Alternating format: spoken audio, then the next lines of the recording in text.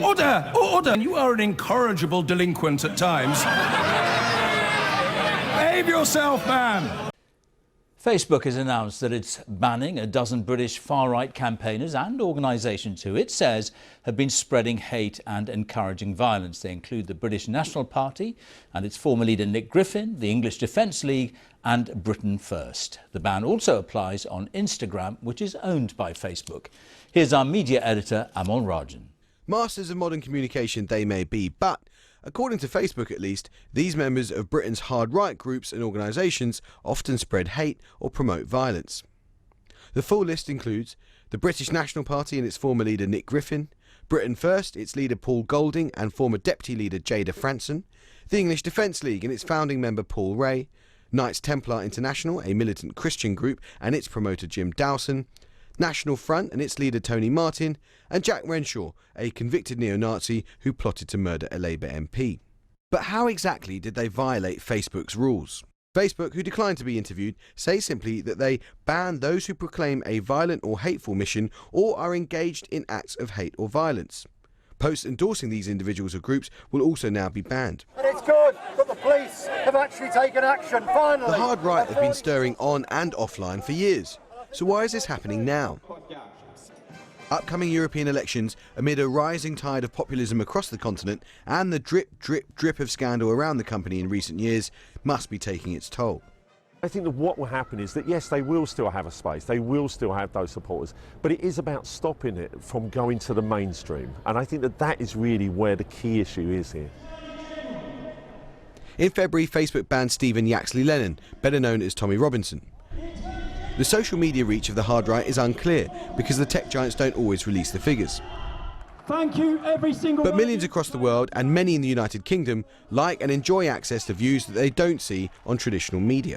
We don't need the media to report that because we are the media. Facebook is being dragged into uncomfortable terrain. The company wants to be impartial, but there's no getting around the fact that today saw a Californian corporation whose upper echelons are liberal clamping down on parts of the British hard right. And the company says it's not in the truth business, but today's decision was based on the application of subjective criteria to public opinion. There is an old-fashioned word for that. It's journalism.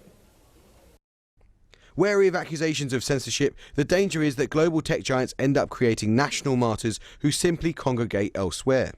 Amol Rajan, BBC News. Now UKIP have launched their European election campaign with their leader insisting the party is the true voice of Brexit. But just as Gerard Batten unveiled his top candidates, there were calls from some UKIP members to deselect one of them for offensive comments made online. Carl Benjamin is one of the party's top listed candidates, but he's refused to apologise for a tweet he sent in 2016 to a Labour MP referring to rape. He said it was satirical, and Channel 4 News has learnt that he made similar remarks at a comedy show only last night. Victoria MacDonald's report does contain language you may find offensive. It was 5 years ago when UKIP took the most seats at the European parliamentary elections. Now only 3 of those 24 MEPs still represent the party, and the leader, Nigel Farage, has gone. Still, they fight on. UKIP is the authentic party of Brexit. We're the true party of Leave. Behind Gerard Batten on stage, a selection of the candidates for an election they do not even want to happen. There wouldn't be European elections if the referendum decision had been honoured. The democratic decision of 17.4 million people has been deliberately and cynically betrayed by the political class. The spectre of Mr Farage weighed heavily at this conference. Even the slogan seemed aimed at his new Brexit party, which has not only attracted some former UKIP MEPs, but also appears to be doing well in recent polls. The biggest problem, however, for UKIP will be getting the public to distinguish between them and the Brexit party, or to even engage in the European elections. I don't follow UKIP. I like Nigel Farage, because he's got good rhetoric and he seems to know what he's talking about. I might not vote at all. Too old to fathom about what's going on. Mr Batten has proved a controversial party leader, repeating his belief that Islam is a death cult and taking on former English Defence League founder Tommy Robinson as an advisor.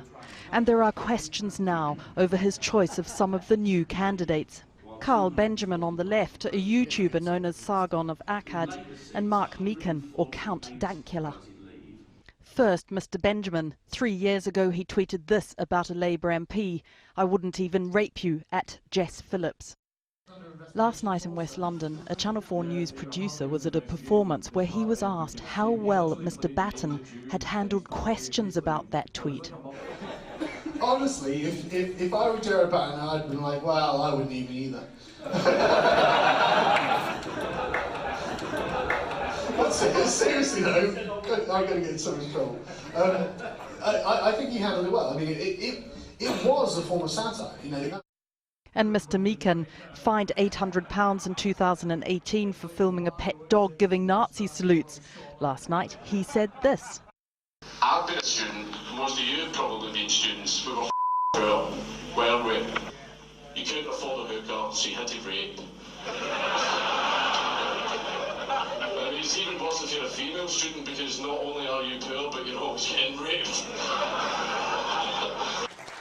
So back to today. Mr Batten invited both men, who are UKIP candidates, to come to the stage, where we asked about last night's comments. You were, when asked about Gerard's handling of the rape tweet, you said, honestly... Sorry, what tweet?